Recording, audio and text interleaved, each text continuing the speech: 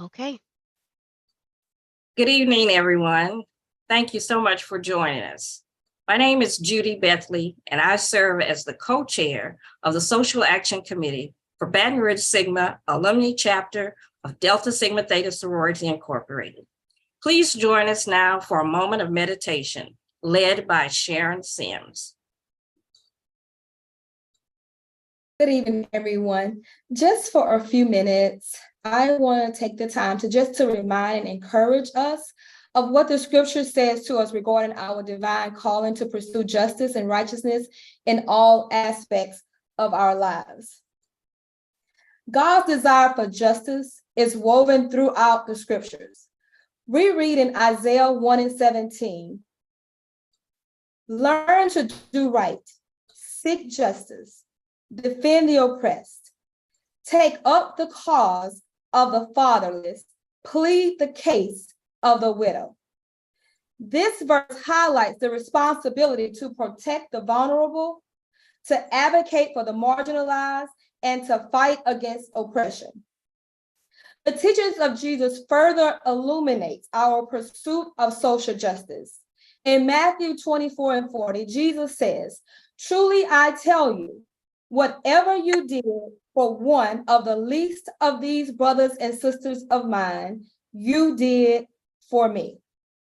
These words remind us that our actions toward the oppressed, the impoverished, the marginalized are direct expressions of our love for Christ. Throughout the Bible, we witness the prophets challenging societal injustices and calling for change. Even in Amos 5:24, we are urged, but let justice roll on like a river, righteousness like a never-failing stream. This verse emphasizes the continuous flow of justice, not only for one time, but as an ongoing commitment to create and transform our communities. As believers, we are called to be change agents, or agents of change, to shine the light of God's justice into the darkest corners of the world. We are encouraged to speak out against injustice, to lift up the downtrodden, and to seek transformation in our communities. However, our pursuit of social justice must also be accompanied by humility. Once again, James 4:10 reminds us, humble yourselves before the Lord, and he will lift you up. Humility guards us against self-righteousness, reminding us that our efforts are not about personal gain or recognition, but about advancing God's kingdom on earth.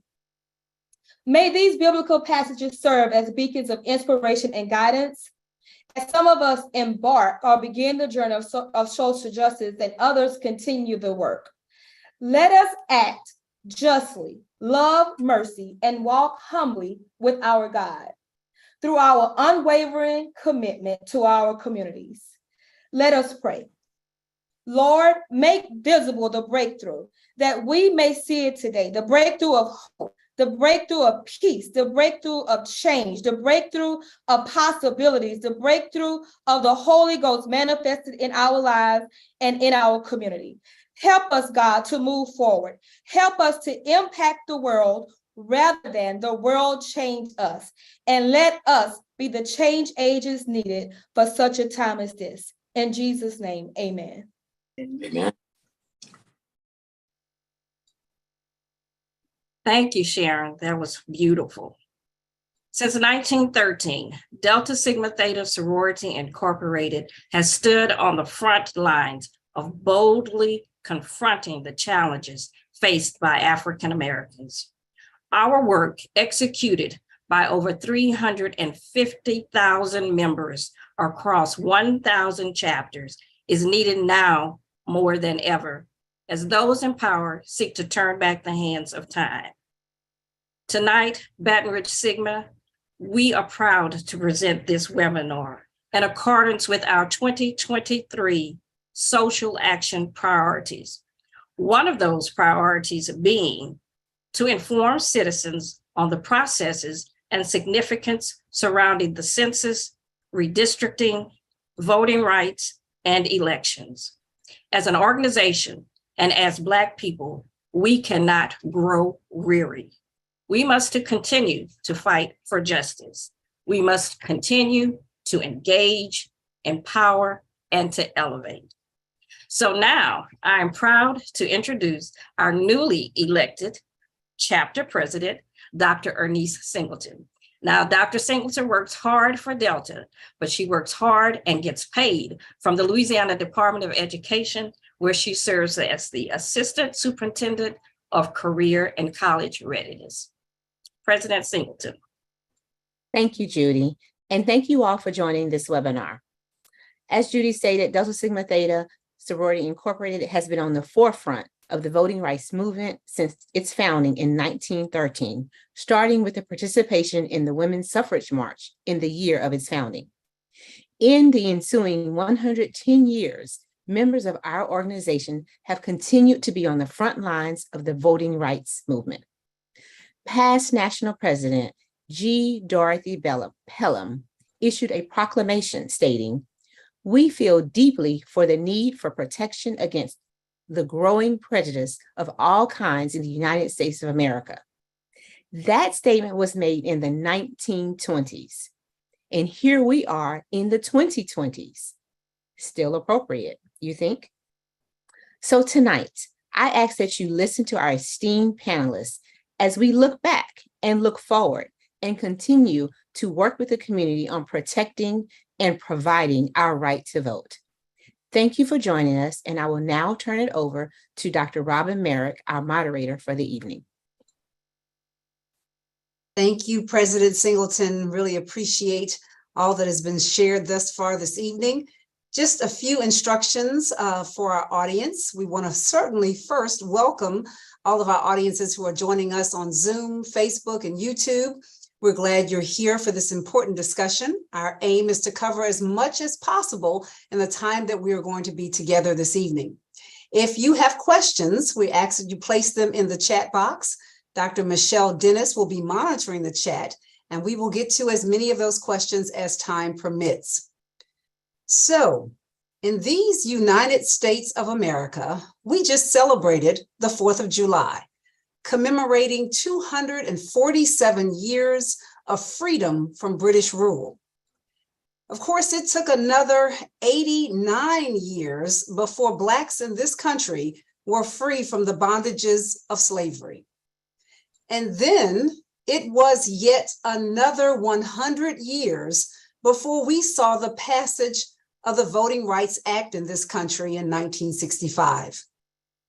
Fast forward 58 years, and here we are, faced with constant threats that seek to roll back the strides we've made on almost every front. June 2023 will be a month we will forever remember. We saw the United States Supreme Court overturn erasing student loan debt and abolishing affirmative action in higher education admissions decisions. But the good news was the court affirmed that Alabama's 2021 redistricting plan did violate Section 2 of the Voting Rights Act. And so that brings us to tonight.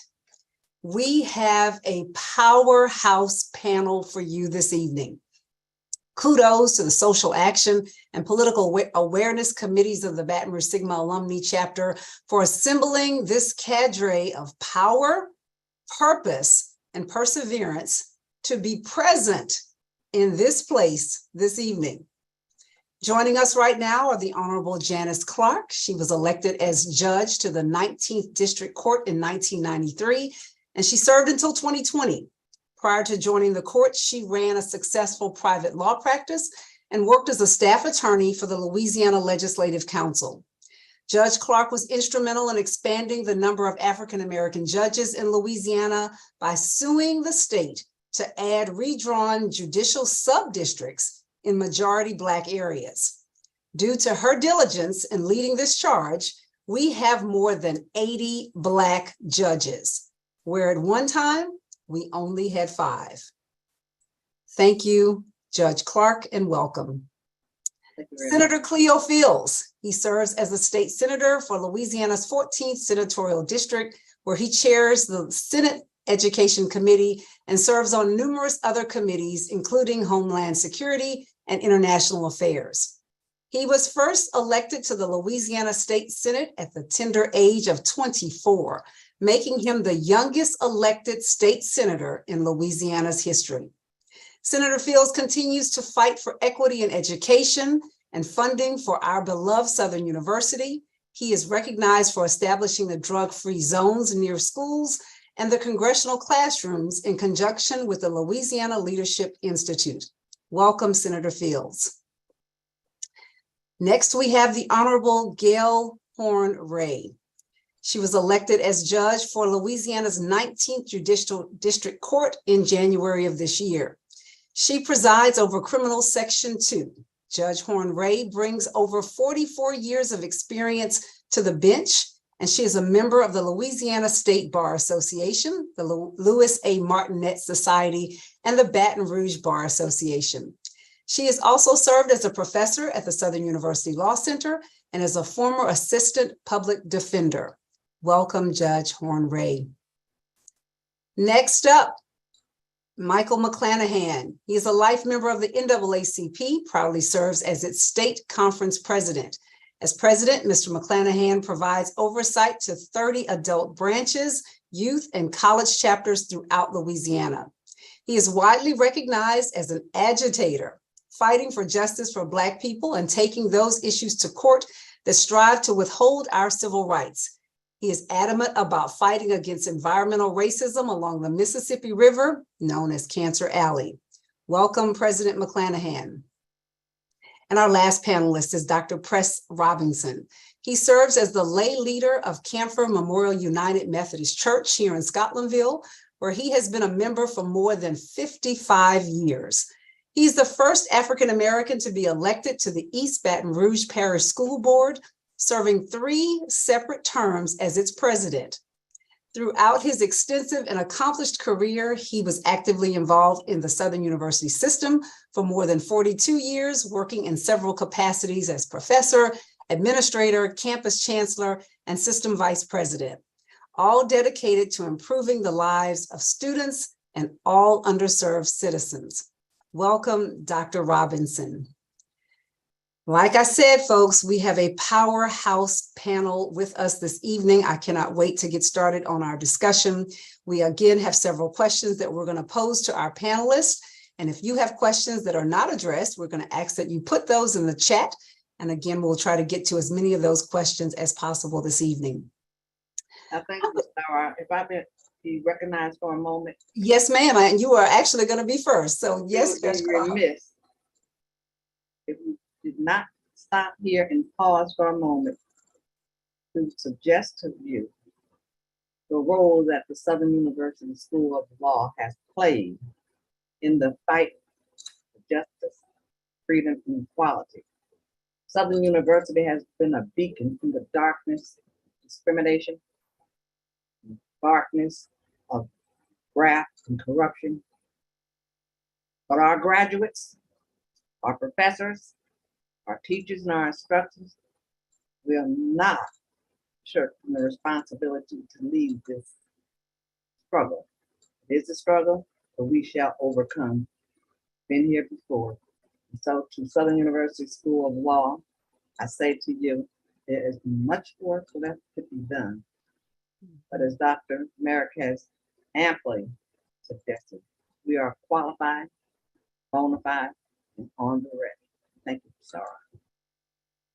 Thank you for that, Judge Clark. We needed to hear that word from you. Thank you. We're always looking to promote Southern University at every turn. And as I look across the spectrum of this panel, everybody on this panel and supporting this panel right now has stepped through the doors of Southern University and have had some impact on our lives here at the university. So thank you for that.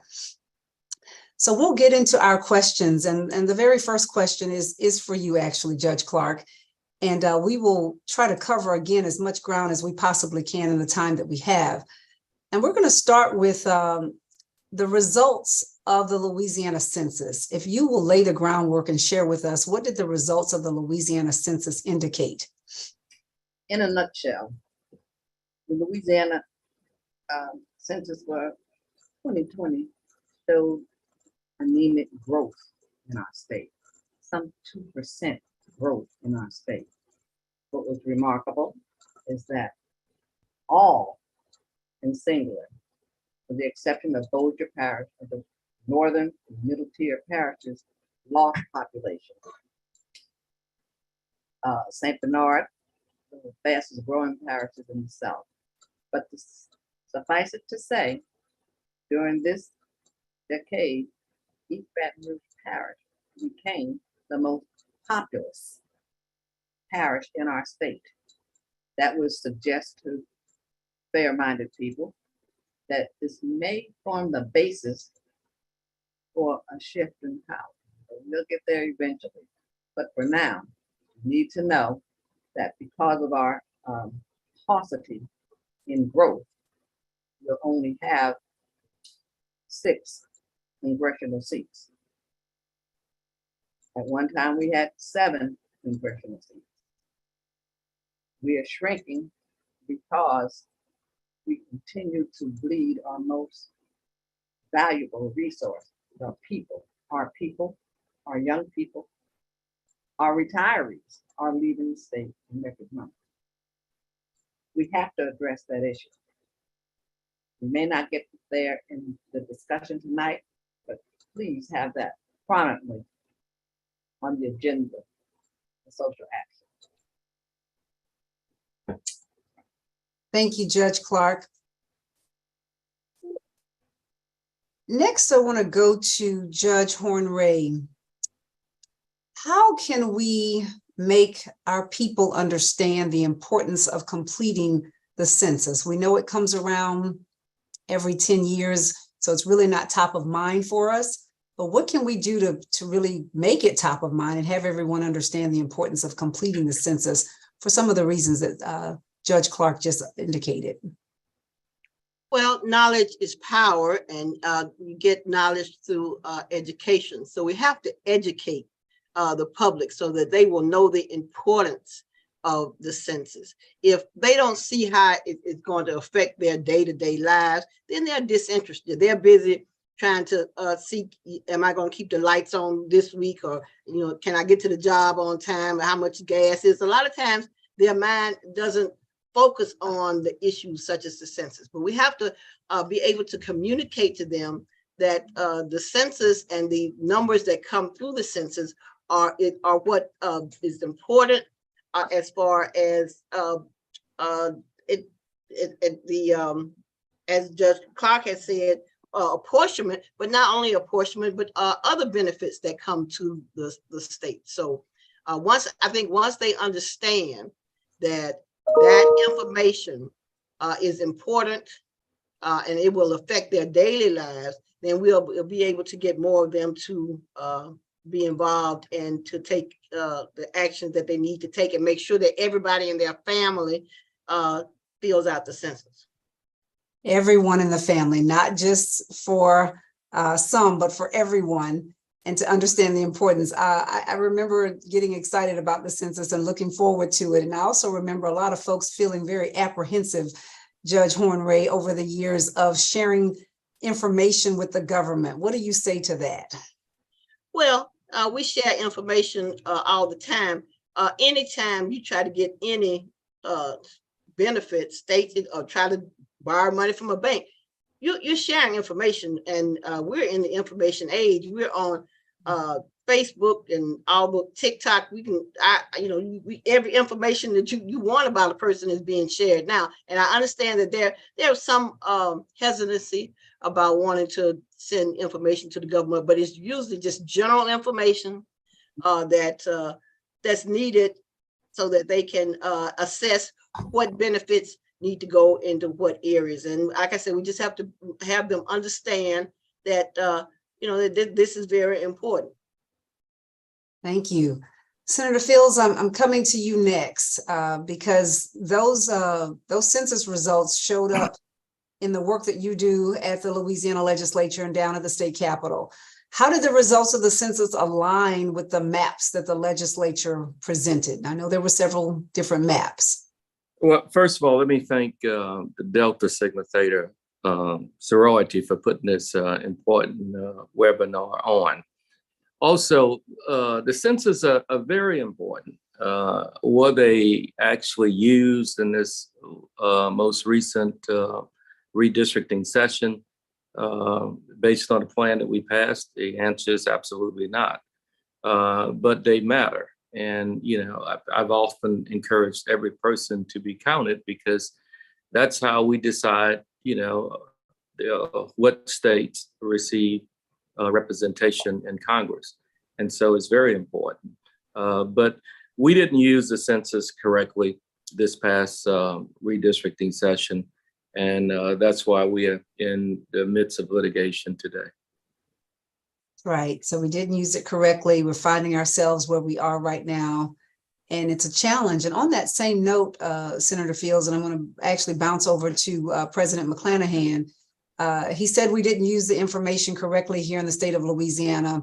And that seems to be the case we're seeing a little bit across the country. So why is redistricting an issue more than just in Louisiana, across these entire United States?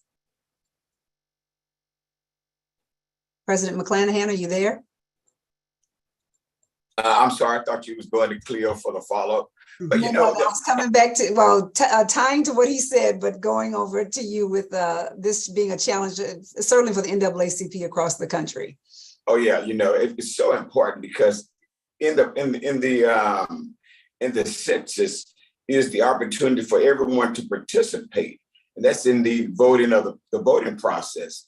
You know, the census determines that we should have persons that represent us. We have the opportunity to vote for a person. So not only is it important to Louisiana, but all 50 states, all 50 states and the territories that participate in this democracy. But the key thing is that once the census take place, as Judge Gail Hornray alluded to, we have to continue to educate. We have to continue to educate, because it's easy to go to sleep after you've done something. 10 years is a long time. I don't know. 10 years ago, I had hair, probably. This was black, probably didn't have that. But fast forward, you know, my steps are slower. So we forget a lot of stuff that we've accomplished. And if we don't continue to remember that and continue to educate, then those that come behind us would not know the benefits, would not know how important that the gains that we've gained are. They'll forget it. And the devil and evil does what evil always does. The minute that we got the Voting Rights Act of 1965, they were trying to eliminate the Voting Rights Act of 1965. Not only the Voting Rights Act of 1965, but the Civil Rights Act of 1964. Those things, we stand on those that fought for that. And so it's mightily important, not only in Louisiana, but all over this country. Alabama started what we have now. And so we thank Alabama, because Louisiana benefits for those things too. Absolutely. And so much has happened across the spectrum of the South, indeed. I'm coming back to you for a moment, Judge Hornray, and Dr. Robinson, I haven't forgotten, we're going to get to you in just a moment. What can we do to prevent gerrymandering? We talk about the maps, we talk about what's out there. And before you answer that, give us a definition of gerrymandering, because I think everyone on the panel knows what that means. We want to make sure our audience is fully aware of this term gerrymandering, because it's not something we talk about every day. Well, gerrymandering is named after a individual who drew a district that kind of snaked around and picked up certain areas in order to get a district that met the qualifications that he wanted to have. So gerrymandering is, in a sense, it's when you pick certain areas to be within the district, and you are doing that in order to, and in the lawsuit they were talking about you stack some and then crack some. In other words, if they put all of the Black people, try to put them all in the area And then the other, so there's one district, and then the rest of the Black people, we just sort of divide them up among areas where the majority white are located. Therefore, the Black votes are diluted. And so you can draw lines based on, you can consider race, but you can't have it where it's only done for a particular purpose and ignoring other lines like city lines or common interests. And that's a lot of times the term gerrymandering has been used against Blacks who are trying to get districts, a majority district or districts where we can vote for the person we want. Then the defendants will come in and say, "Oh, you're gerrymandering. You're going to pick the little Black areas and that sort." So that's what gerrymandering is. And when you draw it specifically to pull out certain groups and it's not a contiguous type of drawing. It may come out looking like a snake or star or something like that. So that's basically what that is. And so what can we do to prevent that, Judge? What are your thoughts, Judge Hornery? How do we, what can happen with citizens or citizen groups to prevent that? Well, I mean, the legislature starts off drawing the lines, and I think they have experts that are able to look at the numbers and decide what lines, what areas could be compact and would meet a constitutional standard as far as having the votes not be diluted. And I think that's one of the things that happened in the recent suit is, you know, you get experts and they look at the numbers, they look at the locations, and they tell you this is what would be constitutional. Now you could go around and draw something from, you know, I guess New Orleans up around all the way up to Shreveport and come back around to, you know, you could draw something and get more numbers, but that would be gerrymandering. But what you do is you get experts in the area and they look at the numbers and they deal with what's constitutional and put together a compact area. And that's what I think was presented to the judge in Louisiana.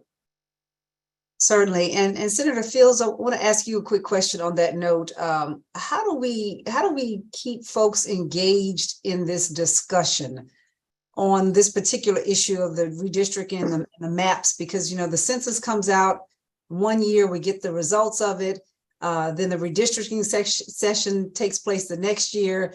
There was a suit filed, and, you know, here we are. How do we keep everybody, you know, keep this top of mind for folks? Well, I mean, people need to understand and realize the importance of participating in this process. But before I do go any further, let me thank Judge Clark, because in a real sense, people like me stand on her shoulders, and she has worked so hard for so many years, for so long, and we want to commend her for that. And Gail Ray, who has been fighting for the damned, the doomed, the disenfranchised longer than I've been living. And Mike with the NAACP, I really appreciate your leadership. And we haven't brought in Press Robertson yet, but he is you know, I stand and many others stand on his shoulders as well. Let me try to put this whole redistricting, particularly congressional redistricting, in some type of context. You know, the first Black that was elected to the United States Congress, most people don't know this, but he was from Louisiana. The first Black ever elected to the United States Congress was from the 2nd Congressional District of New Orleans, from Louisiana. That was in I think it was 1867. But he never took his seat. And he never took his seat because he was challenged. And though he was elected by 60% of the voters in that district, they challenged him, and he ended up being the first Black man to speak on the floor of the House of Representatives. And he defended his position And then a gentleman from Ohio by the name of Garfield, I think, who became the 20th president of the United States of America, challenged him. And his words were, it is too early for a Negro to be seated in this body. Let's save this 5,000 hours and let's send him back to Louisiana. So that's what this whole fight is about. You know, Louisiana has only sent in the history of this state 6 Blacks to Congress. One was not seated. And then it went 114 years before it sent, since Reconstruction, before he sent another member. So whites in this state elect more congresspersons in 1 year than we have elected in a lifetime and have been seated. So that's why redistricting and reapportionment and these battles are so important. And let me also thank Ernest Johnson and Steve Irvin, who has been fighting on behalf of the Louisiana Legislative Black Caucus. And my hats are totally off to them and the Legal Defense Fund of the NAACP. We are here because members of the legislature stuck together and we fought and we had good legal representation in the courts. And hopefully we can get through this battle once and for all.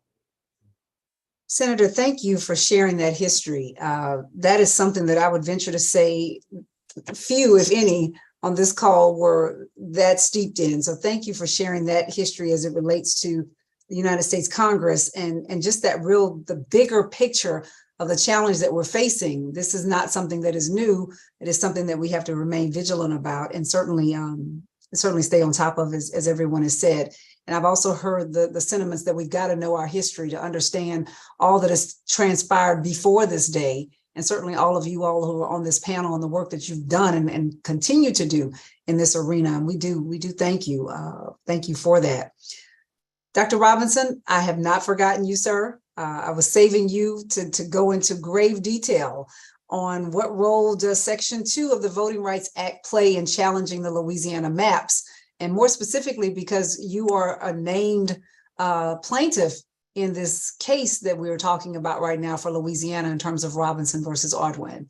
So if you'll start there with what role does Section 2 of the Voting Rights Act play in challenging these maps right now here in Louisiana?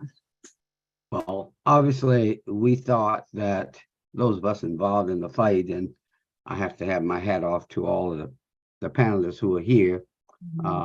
Mike and I spent quite a bit of time listening to arguments about the suit in our Eastern District Court last year. But the whole point of this is, of course, Section 2 of the Voting Rights Act plays a part because it guarantees that everyone will have an opportunity to exercise that right. Voting is a fundamental political right, or it should be, but it's not always is, as we know, because we're here talking about it today. And because voting preserves all other rights. I mean, if you can't vote, if you can't elect people of your choice, then you don't have the opportunity to participate in the political process on an equal footing with everyone else. Section 2 of the Voting Rights Act, we thought that the maps that the legislature put together did not obey Section 2.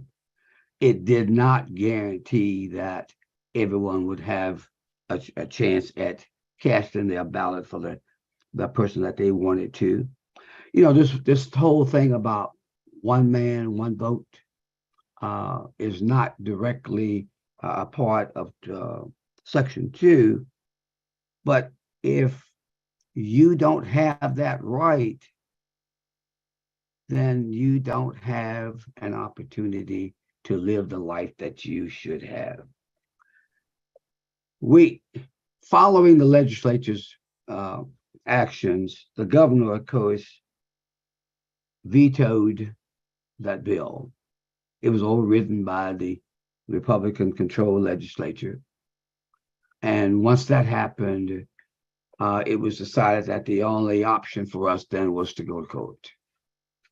I had no say so directly in whether I would be a named plaintiff or not. That was the lawyers doing, but they decided to use that tactic. But the district court, or the Eastern District Court, actually said that the maps that the legislature drew violated Section 2 of the Voting Rights Act. The state, of course, and Mike, you can attest to this, we thought put on a very, very weak case in defense of what they did, because we came to the conclusion that they felt that either the district court would not approve that, or that it would go to the Fifth Circuit, and the Fifth Circuit would be in their favor. If not, then certainly the Supreme Court. Well, it did go to the Fifth Circuit. They put a hold on it pending the outcome of the Alabama case. Now that the Supreme Court has ruled that the Alabama actions violated Section 2 of the Voting Rights Act, then we feel that we have a very good chance of getting something that we should have gotten in the first place here in Louisiana. The state of Louisiana is about 30 to 33% Black. We have 6 congressional districts. 1/3 of that 6 have been 2. That's right. Senator Fields can talk about the fact that he and others presented a myriad of plans to the legislature that accomplished the goal, that agreed with Section 2 of the Voting Rights Act, and they were all turned down purposely because they thought they could get away with it. And so we are hoping now, I'm not sure, and my attorneys are not quite sure, whether the remand will go to the Fifth Circuit and then back to the Eastern District Court, or just what that process will be. But I'm hoping that Louisiana will, like Alabama, have to redraw their congressional districts. And believe me, this doesn't stop at the congressional level. There are districts within the state itself that needs to be redrawn. There are local school board districts. There are local council districts. It's wide ranging, and it has a big influence on what happens in this country.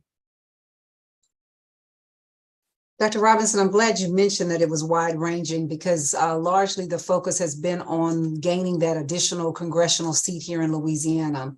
But in talking with some elected officials over the last several weeks, they've made comments about the change in makeup of their districts that will likely be affected by the new maps. Right. So a district that may have once upon a time been 51 or 52% African-American is now a little bit less, perhaps under the 50% threshold, hence threatening the ability for that seat to remain a minority district. I'm going to toss that question out for the group in terms of a response on that. When we talk about the maps being not just the congressional maps, but the maps that are affecting school districts, that are affecting legislative districts, that are affecting other city council and those types of things, and police jury districts and so forth. Public service, for example, all of them, all of the districts, yes. Well, I have an observation I'd like to share. Yes, ma'am. The courts are essentially loath to draw these maps. They view it as the obligation, duty, and an appropriate exercise power of the legislature. So in the first instance, they expect for the legislature, in the case of Congress, to draw maps that meet the requirements for the citizenry. School board, Dr. Robinson, you will recall, they do their own redistricting and reapportionment. That's also a fact. Yeah. Our challenge is to keep our voters engaged at every level. School board, legislature, state senate, and the like. You notice there was no action with the Public Service Commission. Why? Generally agreed can only get one seat, and so we have no interest. And so we have to make certain that we participate in every election. One of the fallacies in the system that we employ here is that we typically run in small districts. Don't usually run statewide, except for Senator Fields, who ran for governor. The audacity, the whole plan. But we never have run a viable candidate for Secretary of State. And if you notice, this Allen case is against the Secretary of State. Yes. They administer the election law. And unless and until we can share that power and have the bounce back, we're always going to be swimming upstream on election measures coming out of Title 18. And so we have to be very circumspect, Mr. McClanahan, and make sure we put some of the power in the Secretary of State's office. Now, you have a big election coming up. You have not one viable, visible Democratic candidate.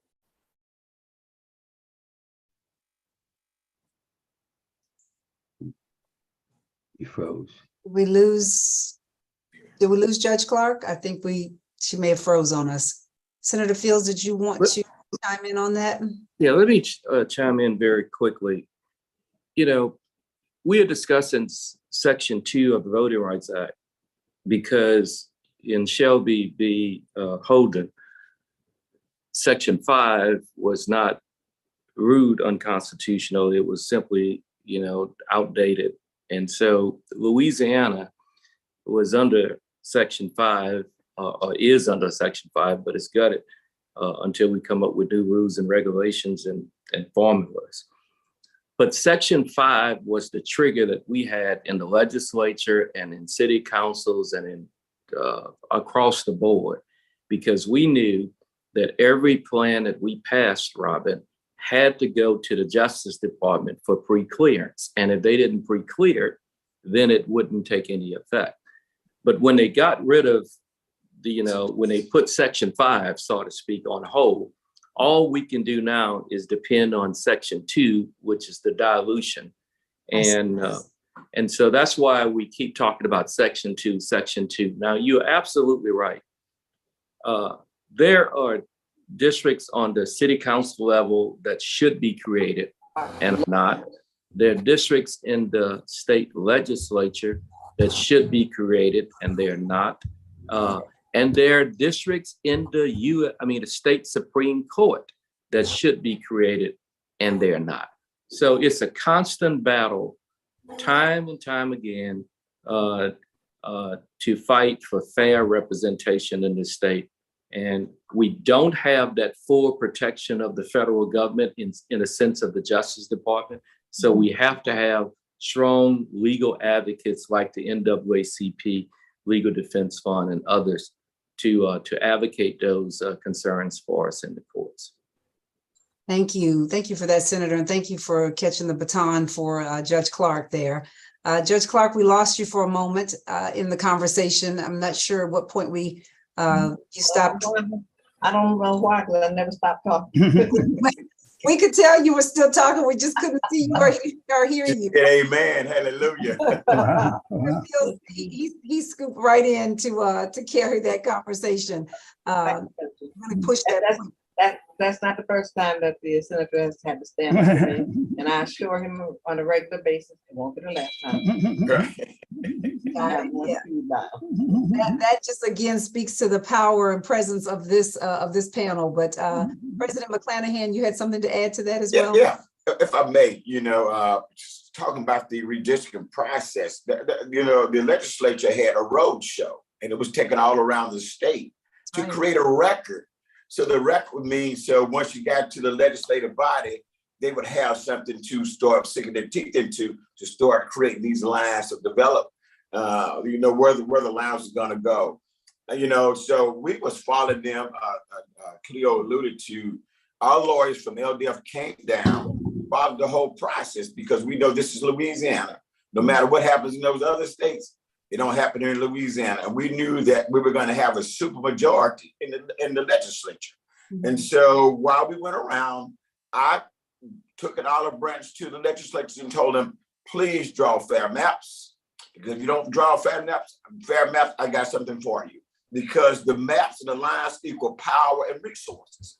Power never concedes power. They weren't gonna give up no power. We was gonna have to take it. And I told them, and under no uncertain terms, that we had the law on our side, because as Senator Fitz alluded to, we had the black letter law on our side. We had the best lawyers this side of heaven on our side, and we had the Lord on our side. We had a winning combination, bar none. And so we filed suit, as Dr. Robinson alluded to. We filed suit, and we were winning. Prior to that, though, we told the governor, because he had the opportunity to veto what the legislature had done wrong. But we told the governor, I reminded him, we're third black. The third that's black helped elect you and re-elect you. And so the right thing to do would be to veto. He did the right thing, but as evil does what evil does, they went along, overrode the veto, and we sued them.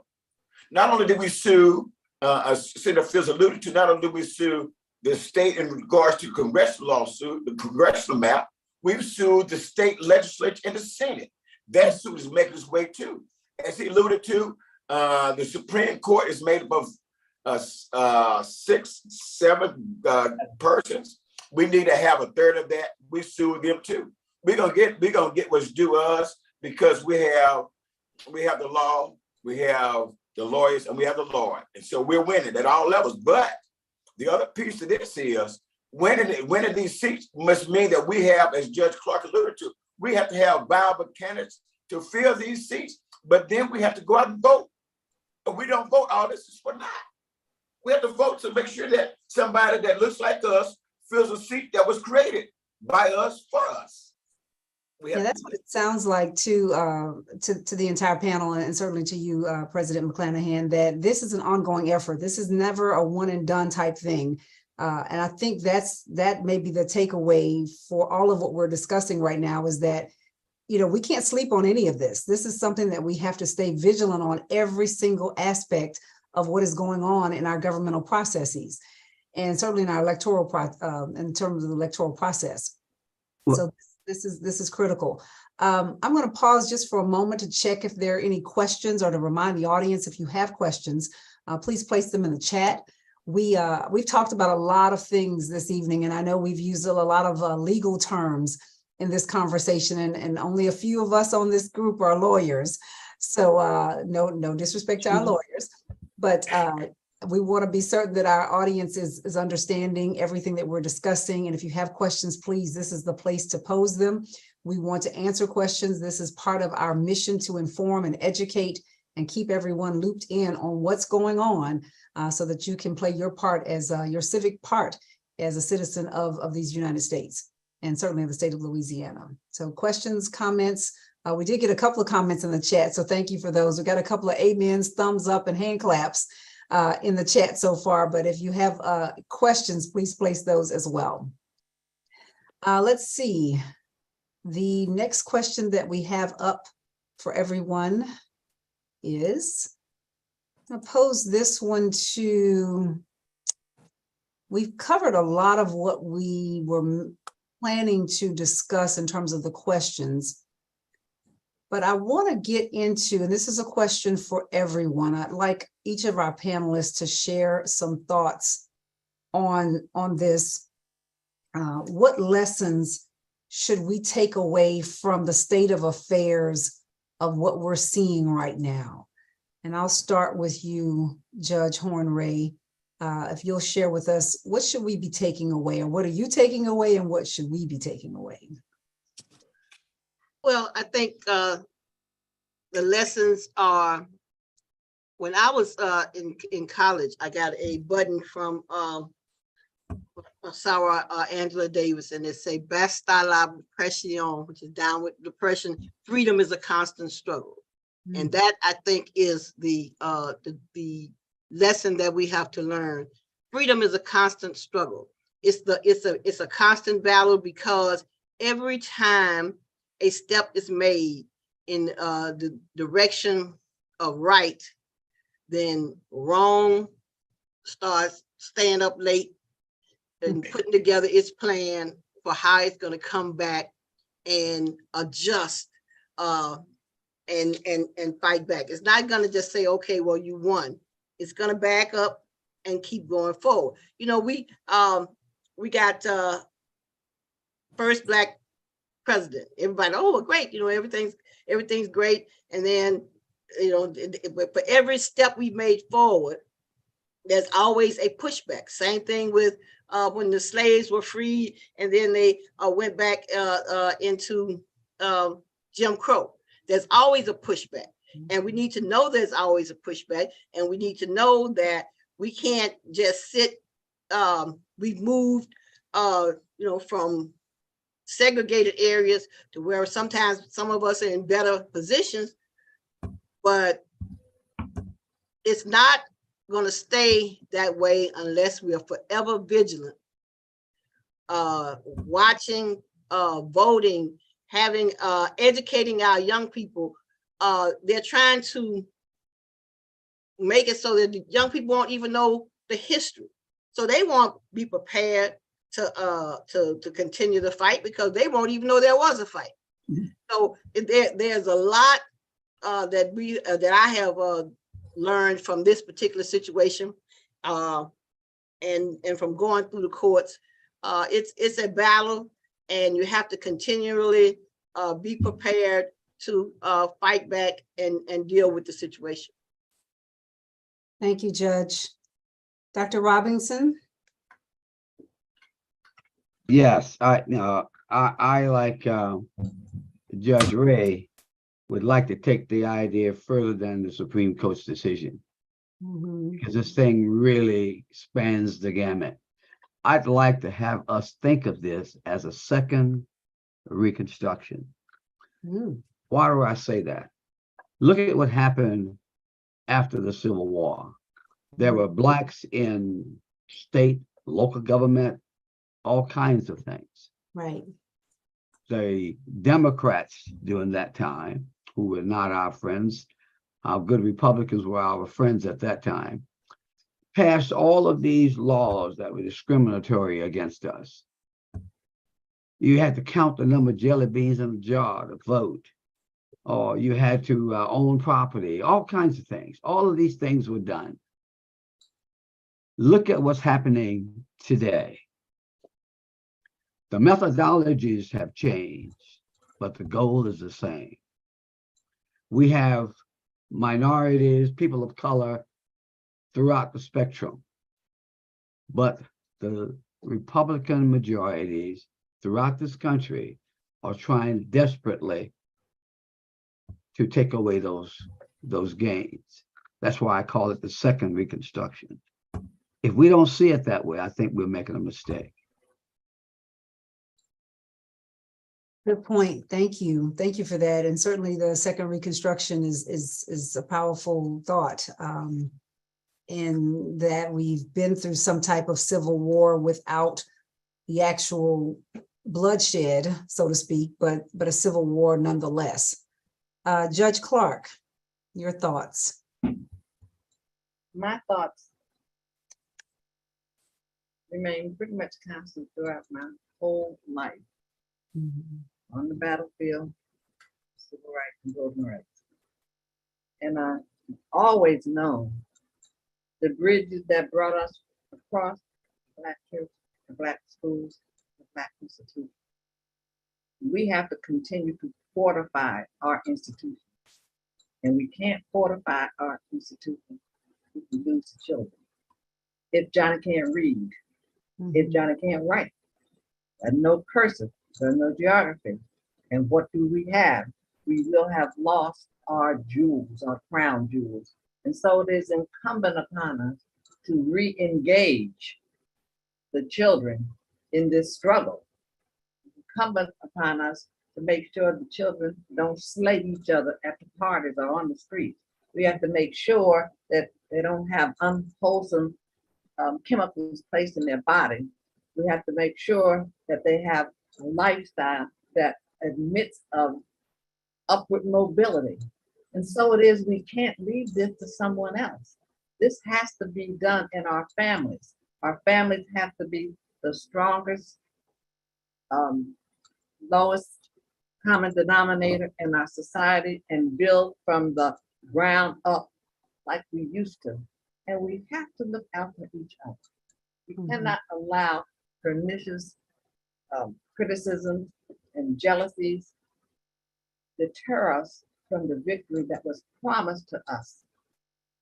Having worked for it and built this country with our blood, sweat, and tears, providing free labor for 400 years, it is a promise, and it's time for America to make good on our promise. And so it is, we have to force that. We have to make certain that we have all of our resources and all of our people and walk in one step, and we'll be all right. Yeah, walking in one step at a time where divisiveness seems to be the order of the day. That is a challenge. I'm taking notes of what everyone is saying. So Senator Fields, your thoughts on that same question about what lessons should we take away from this state of affairs, and what are you thinking about it, and what should we be thinking? Well, the lesson should be that people don't apportion themselves out of power. People don't gerrymander themselves out of power. And when you're in the minority in a legislature that basically draws the lines, you're at a disadvantage from the beginning. So I really think that the legislature should not be drawing the lines. The legislative and the House and the Senate maps that are before the courts now, it's hard to get votes in a legislature where you're going to apportion somebody out of power. They're just not going to do that. So I would hope, as relates to legislative and particularly congressional, I would hope that the courts draw the plan, because the legislature has shown to the courts and the world, really, we're not capable of doing it, and we're not going to do it, and we have proven that. And Dr. Robinson, I think, said about how they had to state how many jelly beans, certain colored jelly beans, were in a jelly bean jar. That's why we had subsection 5. Blacks needed something to turn to, and it was the federal government through the Justice Department for pre-clearance, and we don't have that anymore. Our ancestors, they had to not only state how many jelly beans were in a jar, they had, state the preamble to the Constitution, those types of literacy tests. So the main takeaway I have is there may be a need for redistricting panels to do redistricting, and not the elected officials with oversight from the courts, would be my view. Wow, is that something you could write a bill on?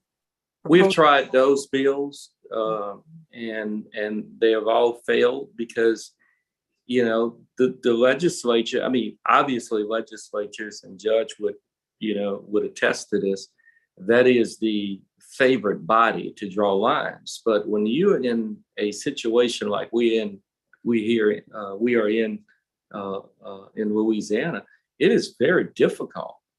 If y'all listen to the testimony, in court and in the legislature, we had basically legislators, the leaders of the legislature, basically telling a federal judge, we can't do it. And we passed bills in 2 days, all day, every day. Yeah. But we can't do a redistricting bill. I just think in order for us to move forward, we have to get subsection 5 back energized, because that was our protection. And that's why only about 10 states were under subsection 5. It was those states that had a history of discriminating against minorities. Yeah, thank you for that. And I tell you, when I think about those poll taxes and jelly bean counting, compared to the testimony and the things that we witness at the state capitol and we watch on the news every day, and then marry that up with people that the apathy that we see in the community of people not wanting to be engaged in the process, knowing what we've been through, it's very difficult to see all of that. It almost brings you to tears on a regular basis. And I don't know sometimes how we fight back on that, because it is painful to watch. And I'm going to go to President McClanahan next. President McClanahan, I understand you're traveling, so we're going to give you a chance to get back on the road. So if you'll answer this question and any other parting thoughts you'll share with us, because you're going to hop off after this, right? Right. So First, let me go ahead and thank the Deltas and for what they're doing, for putting this forum together, and the panelists, because you're right, we have an expert panelist that have weighed in on civil rights and voter rights for many years and have made some progress. I was up in Shreveport today in federal court because as I think Judge Ray alluded to, they're trying to roll back what was done up in DeSoto Parish. And so we'll go fight that. We ain't gonna let them get a free ride. We're in some terrible times. I travel the whole state of Louisiana, and I sit on the national board of the NAACP, and I see and hear this stuff all the time. We act like we've arrived and everything is all right. I don't sleep at night because I see it. I travel because no one gets a free ride. I told the Lord a few years ago, I was gonna do this work until He called me home. I don't sleep. I don't rest. I drive in cars all the time. We have to get in a hurry. We have to get in a hurry. We have to get off our seats, off our couches. I wear a voting shirt every day, except for today. I wear a voting shirt because I found out that the greatest weapon that we have against fighting these fools is our ability to go to the polls and vote. And we don't even do that. We have to get in a hurry, because if we don't, the gains that we have will be rolled back, and our children and grandchildren would never be able to benefit from the work that we've done. We have to get in a hurry. I don't have to think about far. Jackson, Mississippi has a majority Republican legislature, but they Mississippi, and they took over Jackson, the city of Jackson, which is the capital city of Mississippi. They've taken over Jackson. If they're doing it in Jackson, some parts of Louisiana is next, some parts of Texas is next, Alabama, Georgia. You understand how they play? They have a playbook. We don't have one, we react. But we have to get in a hurry. We have to first start out by voting. So if we don't do anything else, if I don't say anything else today, we need to have voting parties. We have a party for everything. We need to talk about voting in the Walmart. We must talk about voting in the soup line, the line that we buy these cool cups or whatever. We need to talk about voting because it's just that important. If we're gonna get ahead, we're gonna get ahead through vote. Thank you. get ahead through voting, have some voting parties. We need to just be on it. And I forgot to wear my vote pin today. I just forgot, but I intended to wear it. So yes, I'm going to put that back on and get started for this fall election. Thank you all. Y'all be blessed. Thank you and safe travels, President McClanahan. Thank you for joining us this evening. We really appreciate your input, and certainly thank you in the NAACP for all the work that you're doing, both in Louisiana and nationally. So we appreciate it. Dr. Robinson, I thought I saw your hand up a moment ago. Did you want to comment on something that President McClanahan? No, I was just saying goodbye to Mike. Oh, okay. Yeah, so safe travels again to him. We're going to go to the chat box. I see Dr. Michelle Dennis has shared that there are a number of questions that have popped in. Dr. Dennis, do you want to ask those questions for us? Sure, yes. Good evening, everyone. First question from the chat. Do the panelists have any strategies for engagement and outreach to those in the community who simply don't believe in voting and they don't care or may feel left out of the political process? This really comes on the heels of what Dr. McClanahan, President McClanahan just shared with us. So I will, Judge Clark, you look like you're ready to respond. I do have an observation. You have to meet people where they are. We have some young people that I can't reach, but Beyonce can reach them. We have some elderly people that I have yet to be able to reach, but we have people who can reach that segment of society. And so what it is, we have to speak to people in their language and generate interest. I do know that one of the strategies that we'll be using at the Law Center coming up, as you know, I'm teaching voting rights and civil rights along with Dr. Johnson. This is the first time these courses have been taught the last year, 2 years. But we are prepared to recommend to Chancellor that every student at an HBC law school ought to be taking a class in civil rights and voting rights. And therefore, at the end of the day, we hope to grow some civil rights attorneys. It's very important work that lawyers do when they come out in other disciplines, but this is critical. And so we have to engage young law students, refocus their attention on the fundamentals. It's all right to make money, be on the top of the truck, but it's also important to do our homework so we can pass it on to the next generation. So that would be my observation. Thank you. Other strategies that we can employ, strategies for engagement and outreach for those who are just really simply not interested in voting. Senator? Well, I mean, I would think that, I don't believe that they're apathetic voters. I think that they're uninspired voters. And I think it's incumbent upon all of us to inspire people to do things. That's why when you do voter registration, you do voter education. When I was student body president at Southern, you remember, Robin, you had to be registered to vote to come to the homecoming concert. You had to be registered to vote to come to the Greek show. And I did it because, it was the right thing to do. We had at that time 13,000 students on Southern's campus, and only about 1% was registered to vote. And we had to change that because we could not impact what took place at the state capitol if we weren't registered to vote. And I just think it's incumbent upon all of us to inspire people to get engaged and not just say that they are just apathetic. They're apathetic. No, it's our job to inspire them. At leadership, for example, when kid turns 17, they have to register to vote. When they walk across that stage, they walk across that stage with a diploma in one hand and a voter registration card in the next, because that's important. And so many people died to give us this opportunity. And it's incumbent upon us to make sure everybody exercise their right to vote. Yes, sir. Indeed. And certainly we would hope we can look into some of those strategies again that you employed back when you were here at Southern, things that we may be able to do and get our students really inspired. That's one to inspire. Yeah. Let me just say, just on a closing note, look, if and I have no desire to be a college president at all, but if I was president of an HBCU, yes, sir, every kid who's registered in this school at that school would have to be registered to vote. I have a good reason not to be. It's just we're at that moment now. All over the country, we have to register to vote. I like it. And we're about to bring in a class of students this fall, so we might just have to implement that, Senator, straight away. We can do that in the next 30 days. Yes, sir. And I'd like to see us start, inspiring kids at a young age.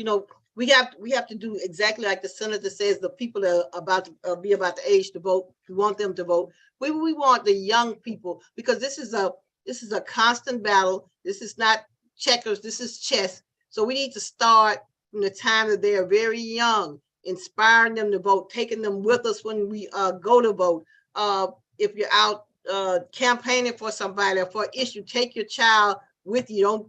Don't go get a babysitter. Bring the child with you so they can see the importance, so that when they grow up, they will understand the importance of engaging their community. And there are a lot of young people. They may not can vote, but they can go out and inspire others to vote and knock on the door and get them to vote. And I think that once we inspire them, and when they get old enough to vote, they'll be ready to do it. Yes. Dr. Robinson, were you about to chime in on that one as well? Well, yes. And of course, I agree with Judge Ray there. At one point, I was hoping that we could revitalize the involvement of the church in this process. But after COVID and the pandemic, Sure. And the young folk not coming to church anymore. I don't know if that's going to be successful or not. But, at one point, the church was really, really the key instrument in Mhm. whatever happened to us following slavery and up through, I would think, through the 1980s. Yes, sir. But now the church thinks that it should only be concerned about the spiritual welfare of the individual. But your spiritual welfare depends upon your real welfare as well. And I think we heard that even in our meditation from Sharon earlier, that she alluded to some of the things that the Bible speaks to in terms of social justices and what we should be involved in. So yeah, I think the things, they may not be as separate as we think.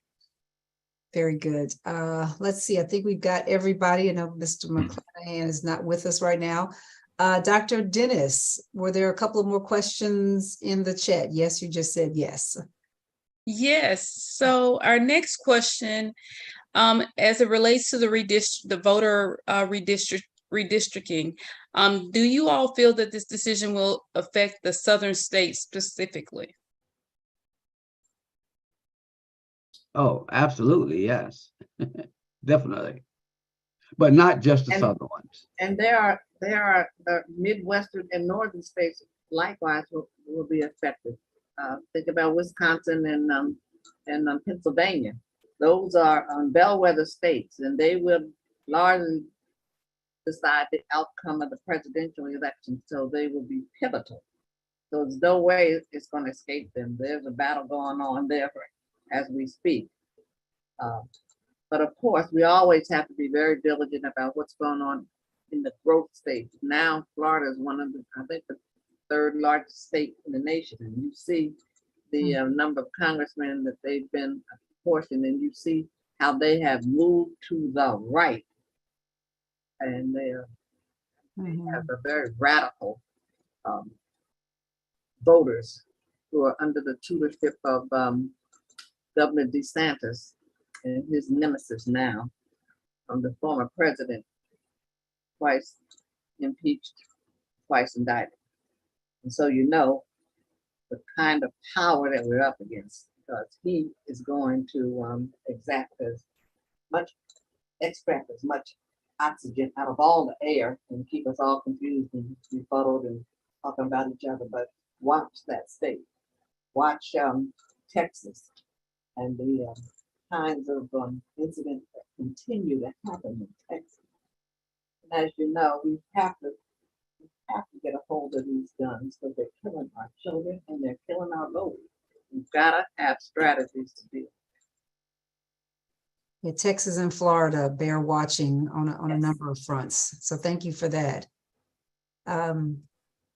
Judge Hornray, were you going to chime in, or Senator Fields, on that question? No, I mean, obviously it's going to have an impact across the nation. It's a Supreme Court decision, and it's impactful nationwide. Okay, thank you.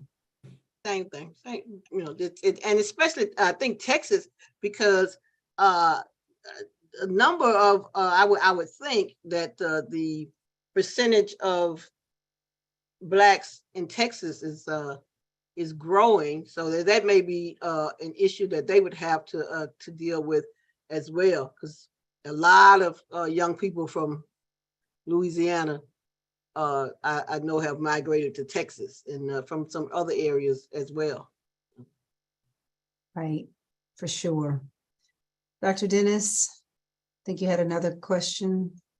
Yes, we have one more question.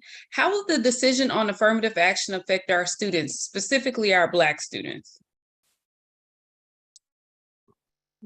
So yeah, not quite about our voting rights, and that's okay, because we want to shed some light on all of that. Like I I said, think it's going to reinvigorate the HBCUs. I think many of our students will think they will have a good opportunity to come home. Now, that is not to say other people who want to matriculate in the Ivy League schools should be denied that. I'm not saying that, but certainly we can expect growth in the HBCU, and I think that's something to celebrate. Indeed. Dr. Robinson? Well, I Nodding. would just echo that. I think she's absolutely correct there. And that's a good thing. And Senator or Judge Ray? Well, I never disagree with Judge Clark because she's much smarter than me. I really think that Supreme Court decision, it's unconscionable, quite frankly, because I think what people do, they look at affirmative action as two parallel lines instead of a circle.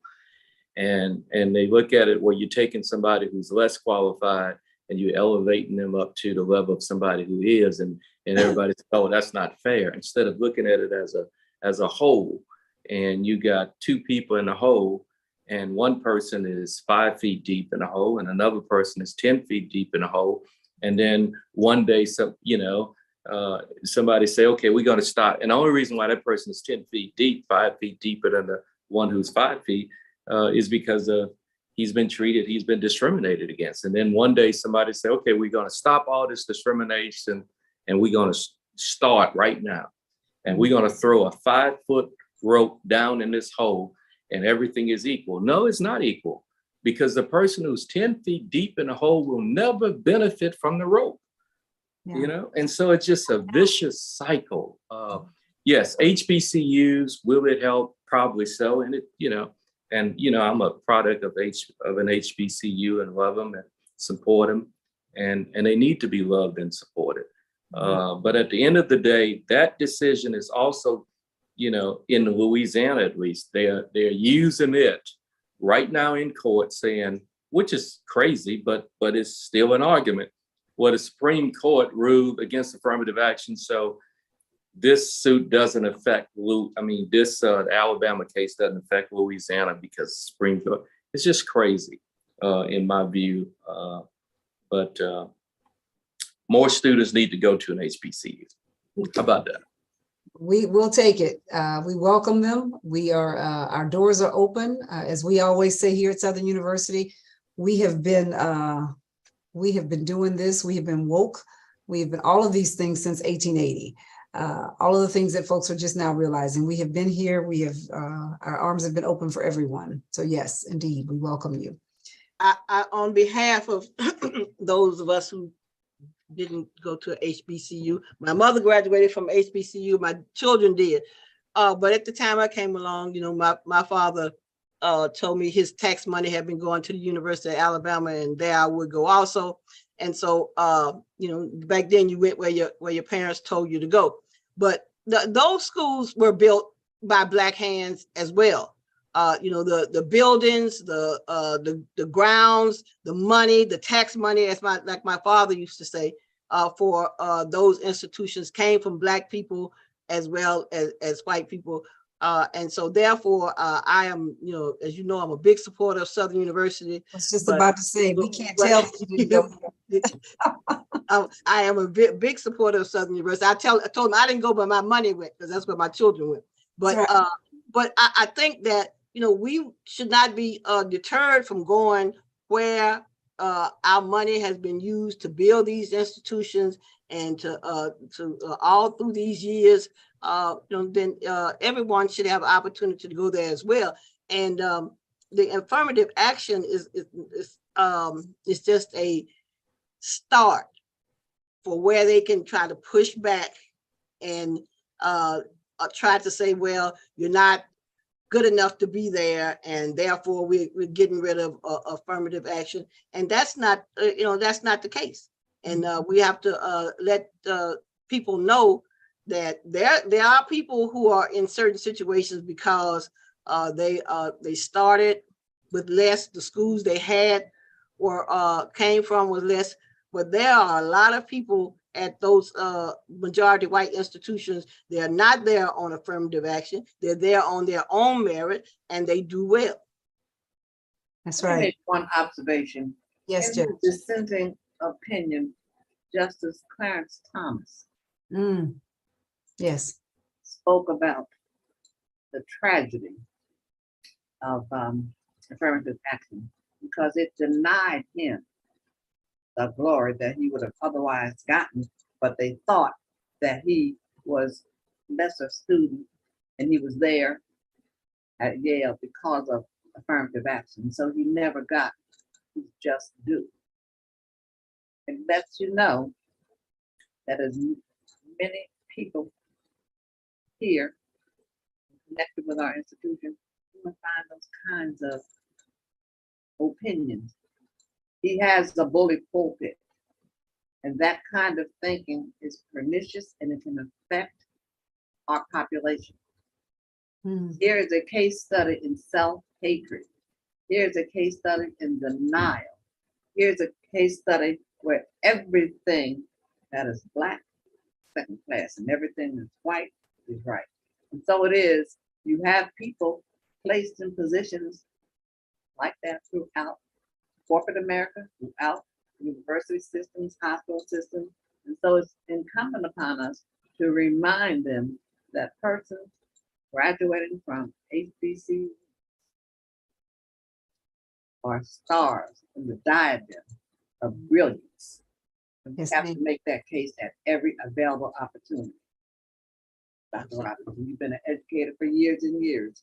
And we do have institutions that serve the needs at the students at whatever level we find them and take them to the next highest rung. It's important. I love it. I love how this Good. is turning into, yes, we're cheering for HBCUs. I love it.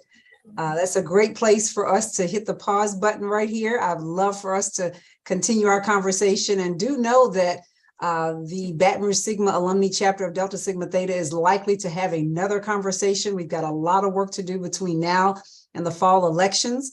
So we're going to be coming back to you, and I'm not the chairperson of that committee, but I will tell you that we're likely to be coming back to you with more to share. Nor am I the president of the chapter, so but I think we're going to be coming back. On that note, panelists, thank you so much, Dr. Robinson, Senator Fields, Judge Gail Horn-Ray, Judge Janice Clark, and President McClanahan in his absence. Thank you so much for being here and spending this time with us. As I said earlier, this is a panel of power, a panel of perseverance, a panel of presence. You all have made these things happen for us over the years, and we are looking forward to more. And we are glad, I'm gonna be honest with you, I'm glad to be in the fight with you. I'm glad that we're on the same side of the same team in all of this, because I would not want to go up against any one of you, and certainly not any of you collectively. That would be quite a challenge. So with that, turning it over to Sheila Lewis, Dr. Sheila Lewis, who serves as the chair of our Social Action Committee for the Baton Rouge Sigma Alumni Chapter of Delta Sigma Theta. Dr. Lewis? Thank you, Dr. Mary. I am having a little difficulty getting my camera turned on, technology specialist. All right. We see you now. All righty.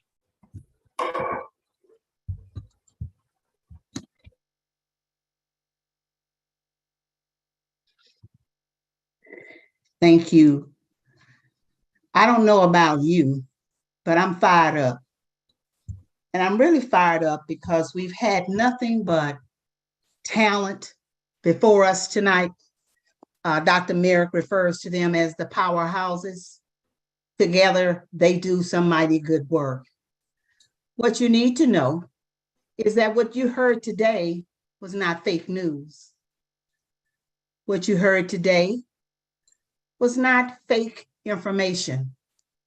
But it has given us something to leave this webinar with, recognizing we've got work to do.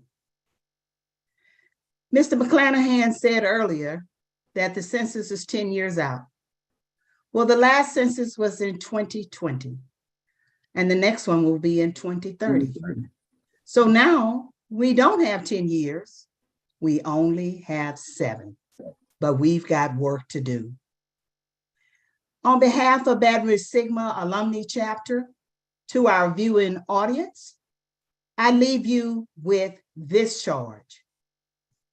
We must understand that silence is not an option. We've got to speak up and we've got to speak out. We must stay woke. We cannot let those who do not look like us get away with anything. We must pay attention to what's going on in our communities, i.e., school board meetings, city council meetings, legislative meetings, public service meetings, congressional meetings. And I heard someone say, we must run for an office.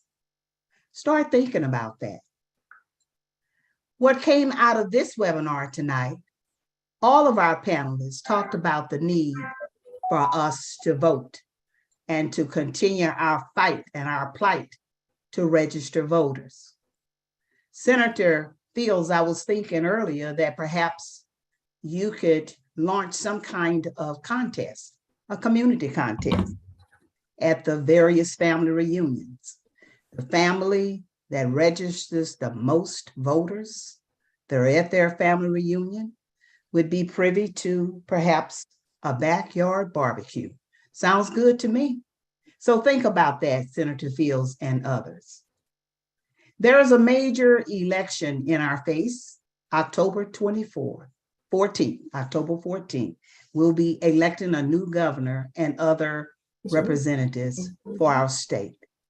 Let's get out and vote. Let's register voters. Let's have these voting parties, Dr. Merrick, that we talked about. And we need to start now. Remember, injustice anywhere is a threat to justice everywhere. Martin Luther King once said, no one of us can do everything, but all of us can do something to make a difference in our community. I want to close with acknowledging the work of so many who brought this webinar to fruition. I want to thank first our viewing audiences. We also want to thank Dr. Merrick for serving as our moderator. We know she's always our go-to person. We want to thank our powerhouse of a panel. Our panelists, Honorable Judge Janice Clark, Senator Cleo Fields, President Mike McClanahan, the NAACP, Honorable Judge Gail Ray, and Dr. Press Robinson. We always enjoy the support that we receive from our executive leaders, Dr. Ernest Singleton, Ms. Robin Bettis, and Ms. Dawn Harris. I want to thank Ms. Sharon Sims for that beautiful and inspirational meditation. I want to thank Dr. Leah Raby for the beautiful flyer that she created. I want to thank Ms. Chandra Elsie, who served as our technology specialist. And of course, all the members of our chapter. And lastly, I want to thank Ms. Judy Bethley. Judy and I have served as chair and co-chairs for the past 4 years, and we're continuing our journey. Our work is not finished. And we want to thank Dr. Michelle Dennis, who joins us this year for serving as a co-chair. To the community, our mantra is, we are social action. We need your help. You will hear from us again, not in the far distance, but very soon. Thanks to all of you. That's it for me, Dr. Mary. Thank you, Dr. Sheila Lewis. We appreciate that. And on behalf of the members of the Baton Rouge Sigma Alumni Chapter of Delta Sigma Theta, we thank you for joining us. We have put a link in the chat. I want to remind everyone to please click on that link. We want to get your feedback on this evening's webinar. As you heard us say, we're planning to do more of these because we have a lot of work to do. And we want to educate our community. And we're going to start in this format. We're going to be in churches. We're going to be in schools. We're going to be at our center here on the campus of Southern University. You're going to see us everywhere. So watch out for the Red Army. We are coming. And we will be carrying this message of social action. So please complete that link that is in the chat. And for those of you who are watching on YouTube and Facebook, I think we have dropped it in the chat there as well. but we want to get your feedback for this. So again, thank you all for joining us. Thank you again to our panelists. We're wishing everyone a good evening, and we will see you at the polls for sure.